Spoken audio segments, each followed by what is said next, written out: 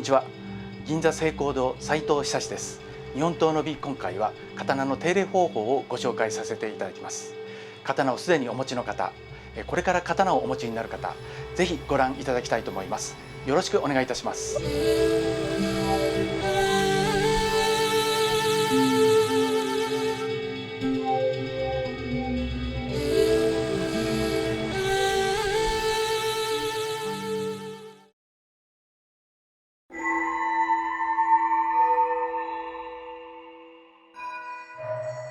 まずはじめに手入れ道具をご紹介させていただきます。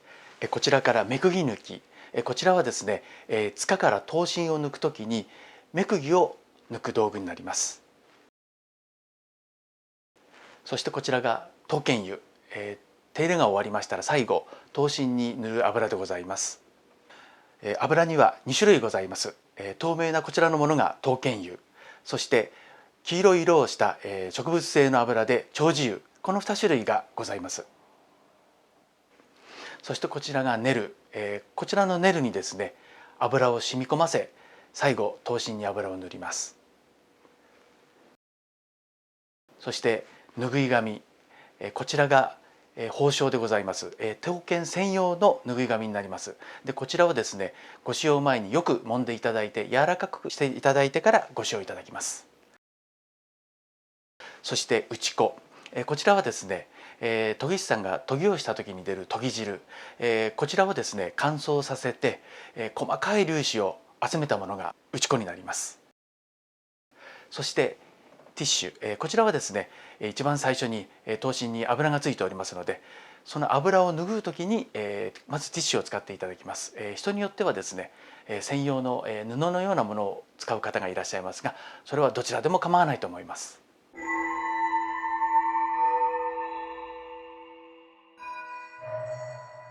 今回手入れをする刀は特別重要刀剣指定福岡一文字吉平でございます。それでは実際に手入れを始めてまいりたいと思います。まずはじめに清める意味を込めまして手を洗ってください。そして時計、アクセサリー類は外してください。鑑賞中、また手入れ中はですね決して話をしないでください。喋って唾が飛びますと刀身が錆びる原因になります。そして始める前には刀に敬意を込める意味で一礼をして始めます。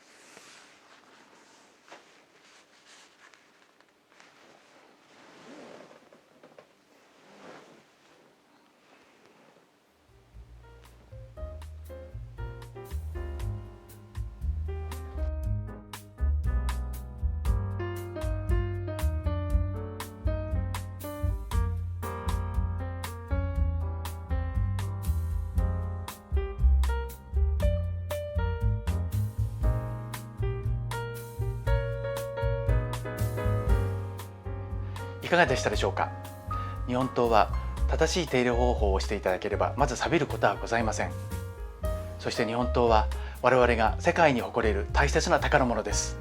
健全な状態で次の世代に引き継いでいきたいと思います。